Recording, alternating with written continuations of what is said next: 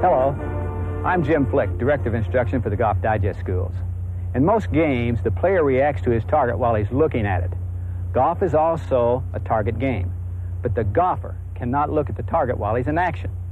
The things he must do to get to his target are done while he's looking at the ball. That's a big difference. Every phase of our Golf Digest School concept and program has been put together like good players play the game. That's feeling the swing and reacting to the target. Your game will improve dramatically if you will learn to react to the target. Remember, you see the ball, but your mind's eye relates to the target. Let's watch Bob Toski, Dean of Instructors for our Golf Digest Schools, a former great player on the PGA Tour, now enjoying himself and competing successfully on the Senior Tour, share with us what's in his mind as he prepares his club and his body to put the golf ball into the target area.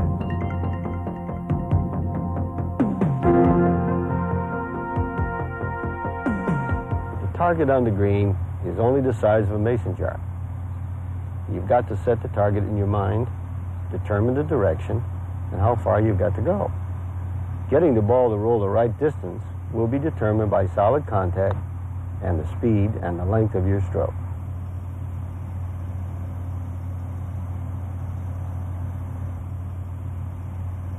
On your shot to the green, you've got a larger target, the green. You have to define that target and set it in your mind's eye. You want the ball to fly in a predetermined manner by controlling the club face through proper hand and arm control.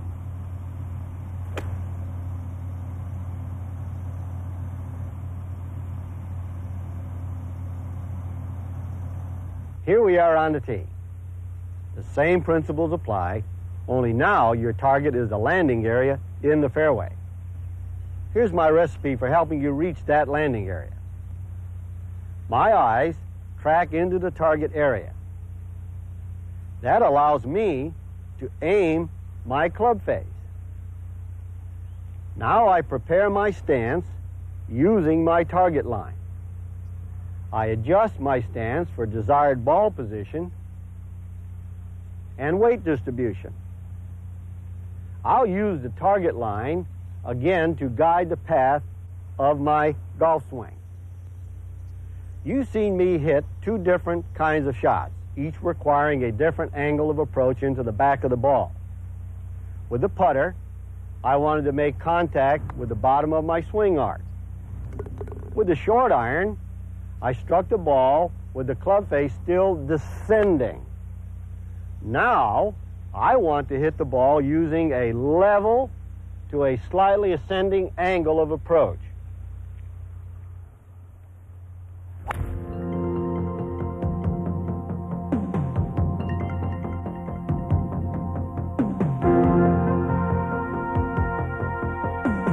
The number one word in a golfer's mind prior to swinging the golf club should be simply the word swing.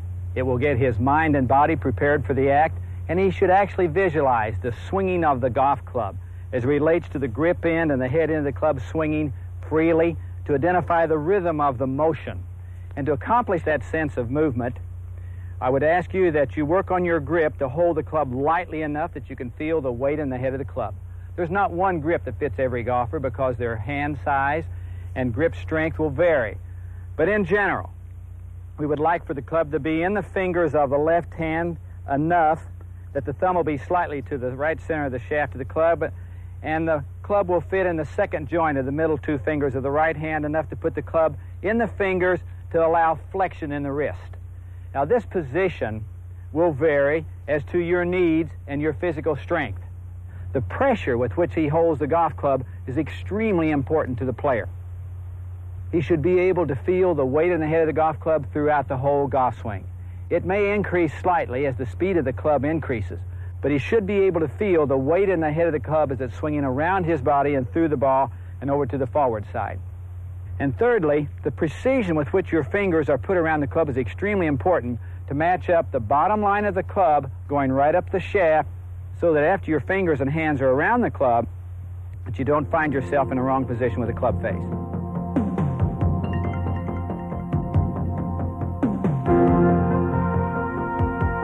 I'd like to define the responsibility of the hands, wrists, and forearms as they swing the golf club.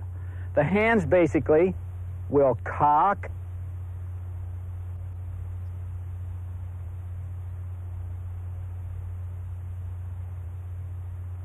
uncock,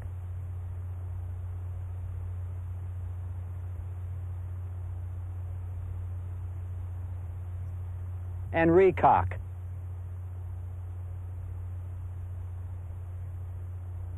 The left hand pushes downward while the right hand pulls upward to cock. Then your hands uncock and recock. Your wrists give you the flexibility to allow that to happen. And now let's discuss what the forearms do. Much as if you were putting your arms in front of you to shake hands with the ball, your right arm will fold as your arms swing backward and allow your thumbs to go into an upward position, swing down and face the ball with the thumbs, so to speak, and over on the forward swing, allowing your arms to rotate and swing freely from side to side. And that by itself is not a particularly impressive move. I hit a 6-iron something like 160 yards, and those two little tapping actions only gave about 25 yards apiece, but when we tie them together, isn't it interesting that they're going to produce about 40% of the distance of my normal 6-iron. You will feel as you swing back, your right elbow will fold while your hands are cocking. You'll feel your hands uncock and recock, squaring the club face, and you'll feel your left elbow fold on the forward swing. So it's cocking and swinging, and you can strike your golf ball considerable distance with minimum effort. That's what is the heartbeat of the golf swing, helping you sense the feeling of the weight in the head of the club as it swings in and around and down and through your golf ball. Again, the purpose of your hands, wrists, and forearms is to create speed through flexibility and motion and to square the club face. There's a couple little drills that we use at the schools that are interesting to develop more sensitivity and feel. And one is to put a T in the end of the shaft. Grip down on your club so you can comfortably feel the weight in the head of the club. Then swing the club back just far enough that your wrist cock puts the grip into the shaft, pointing to the ball. Swinging down, and then again pointing the T on the forward swing side back to the position the ball was setting on the tee. One more time. The T to re-tee drill might very well be your number one drill to identify sensitivity for the swinging of the club. To square the club face up, get maximum speed, and that brings an interesting point. Most of the people wanting distance relate to power and effort. No, distance comes from club head speed and center face contacts. You don't need a lot of effort. You need the flexibility and freedom to swing the golf club. Another drill that we use that looks hard but really is kind of fun and isn't so very difficult is the chair drill. It emphasizes the use of your hands. And I need a 3-wood. I would suggest a 3-wood to start with. Sit on the right front corner of the chair. Feel as though you're reaching slightly for your golf ball and you can almost hide your right leg. Choke down on your club just a little bit and pretend you're driving your car. You're going to strap yourself with your seat harness in so that you can't jump around. And now my hands, wrists, and forearms are merely going to swing the club around and behind me and strike my golf ball a fairly good distance with minimal amount of effort. Hold the club light enough that you can feel the weight in the head of the club. Let it swing and find the golf ball. I'm still facing the tee, which indicates a maximum amount of hands, wrists, and forearms in swinging the head of the golf club.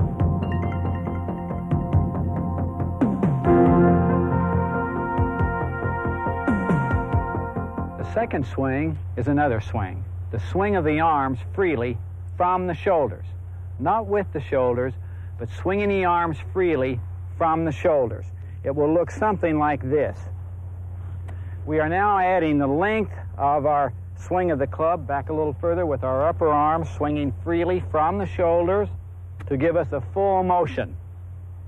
If I try to make my shoulders control my swing, I have something that looks very tight and very tense, so I must have the swing of the arms to turn the shoulders. Bob Toski's made a lot of contributions to teaching the game of golf. I feel his most significant is helping us understand that the swing of the club through the hands and arms freely turns the shoulders. A turn will not create a swing, but a swing will create a turn. Again, the swing of the arms around and back a little further.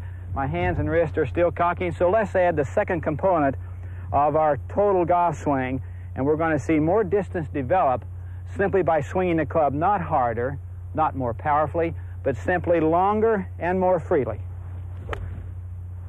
So I've added another 60 yards or so to my swing, and now that 6-iron's going about 120 yards with simply the first two components of my swing being the swinging of the club head through my hands, wrists, and forearms, now transporting the swing back and around my body further to give more freedom in the motion.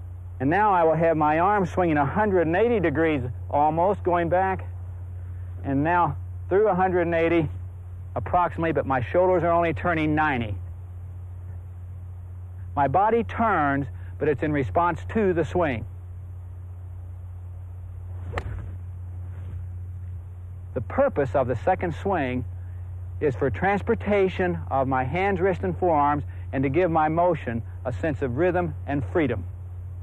We have a couple drills, as you might imagine, to help you develop better feel for what your arms and hands are doing. And as I was hitting some of those shots with my feet almost together, I will try to do that again. And as I do that, the body effort is diminished, but the swinging effort is increased as my hands and arms swing. For those of you that tend to slice the ball because your shoulders will not allow your arms to swing freely and go right on past you with the club head releasing and squaring up, we have a drill we call back to target. Measure out and take your regular starting position, locate your left shoulder as your fulcrum point, then turn backwards. You still want to sense and feel the club swinging in your regular path behind you and down and strike the ball over your finish. So I've got to make the same swing as I would in my regular position, feeling the club swing freely up with my hands and arms, down, through, and over, letting the club release and go right on past me. The purpose of this drill is to get the feeling that your arms and hands are swinging the club down without your body interfering and turning past the ball first, which tends to make the grip end get way ahead of the club head and slice your ball to the right. I still must sense the swinging action of the club in its normal path, in its normal position, as the club swings and goes past me very freely with my first two components. I'll lace this one for you.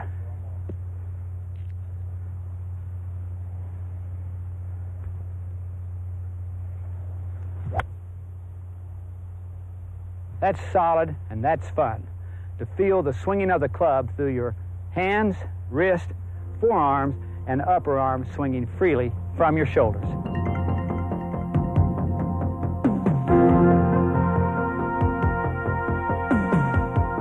We are now ready to add the third component to our swing, and that is the pivot, the movement of the feet, the legs, and the torso to support the two swings.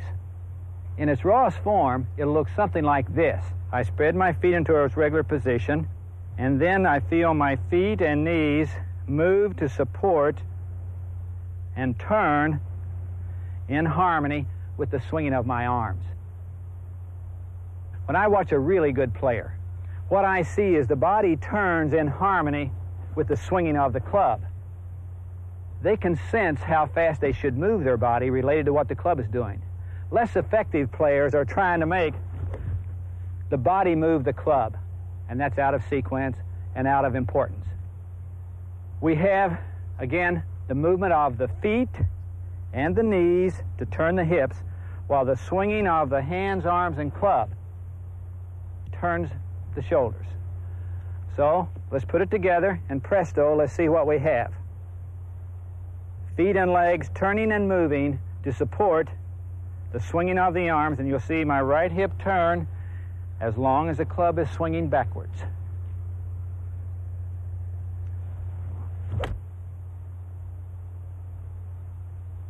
That allows my arms to stay very flexible and to feel the club as it swings. Again, the pivot gives us about 20% of the distance we hit our golf ball. The pivot is very important, but for the purpose of support and give assistance to the two swings. Again, it will look like so. My feet, legs, and hips turn to support the swinging of the club and my arms. And a little more definition about how the parts of the body move to pivot. We would see on the backswing that the lead foot would roll inward, the heel coming upward, as the knee points to the right of the ball and backwards, while the right hip is turning out of the way.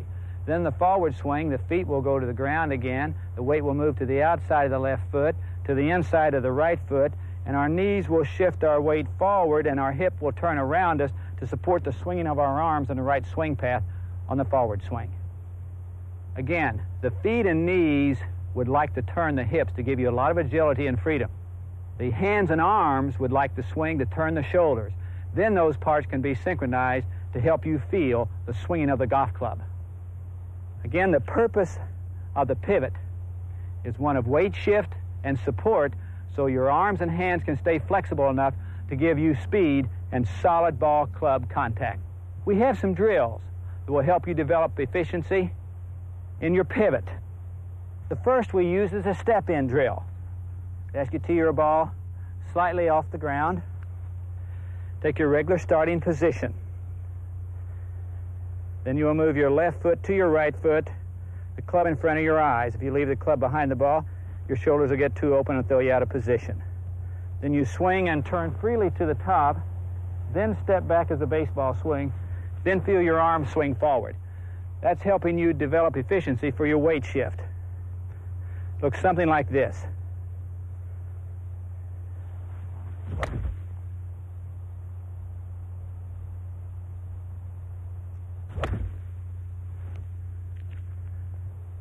That should very nearly be my regular distance. But the motion helps me develop the sensitivity of my feet and legs to move laterally to support the swinging of my arms and hands. And then we have a fun-looking drill called the machine gun. Tee up 5 balls, slightly off the ground again. And this will help you sense the movement of your body with each part contributing its fair share. The purpose of this drill is to develop the harmony between the movement of the feet and legs with the swinging of the arms and the club. So you make a few swings just to get the movement of your arms and body freely, and then to start walking and swinging and swinging and walking and swinging and striking your golf ball with each of the parts of your body moving freely to support the swinging of the golf club. The drills are really fun. I'd encourage you to use them when you can, even if it's at home in your backyard with a wiffle ball. But the drills need to be done almost daily to increase and improve your sensitivity for the swinging of the club. Remember, the club is the big deal. It must swing. The body moves to allow that to happen.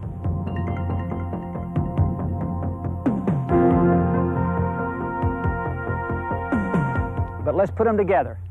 Starting with your wrist cock, we have about 40% of the distance we hit our golf ball. Hands, wrists, and forearms swinging the club for 40% or about 60 yards with a 6-iron. Now we're going to add the upper arm swinging freely from the shoulders for an approximate another 40%. And we have 2 of our 3 elements as swings. The timing of the swing of the club with the swinging of the arms. And finally now, the pivot to support and time those 2 swings.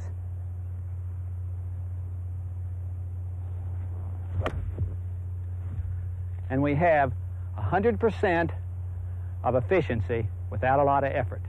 That's what swing means. In conclusion, there's 2 swings, the swing of the club and the swing of the arms, supported by the pivot. That gives our swing a vertical and a lateral and a rotary dimension to fit your body type and to fit your needs as to the club you have in your hand. The hands are largely responsible for the vertical dimension of your golf swing. The arms and legs are largely responsible for the lateral dimension of your golf swing, or from side to side. And your shoulders and hips are responsible for the rotary or turning motion. Now, those need to be done in a sequence that fits your needs. For some people, we like to start the swing perhaps with their hands cocking. With other people, we like to start the swing with their arms swinging. And some, they need to start with the hips turning first to fit their particular needs. But the big deal is that you learn to swing the club and can get an on-time release. Release means returning the club to its starting position at impact. So it cocks and returns to its starting position.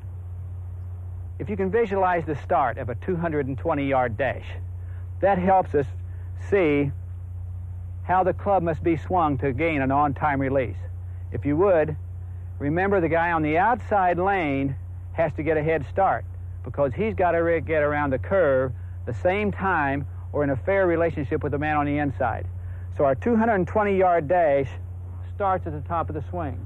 The club head, which has gone some 3, 6, 9, 12, 15, approximately 18 feet, must be timed with my arm, which has gone a foot, 2, 3, 4, 5, and maybe 6, but my waist has only turned 1 foot. This is the guy on the inside circle.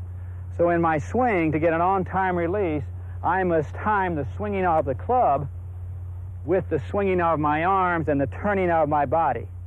That's called timing. That's why you need the sensitivity to feel the golf club and time the release and squaring of the golf club. That allows the club to swing and go right on past us to give us the freedom of motion that allow you to develop some goals related to playing and practicing. Your practice goal should be related to feeling the head of the club, then feeling the path, and then feeling the face position as you swing it. When you're on the golf course, you want to sense and feel the pace of your swing related to your target. I promise you, that'll help you play better golf for a lifetime.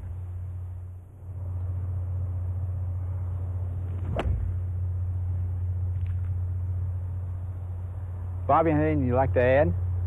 Jim, that was really complete. Thank you, Bob. And the way I tie it all together is with these 3 thoughts. The eyes sense the target, the hands feel the golf club, and the feet feel the ground. And that is going to help you develop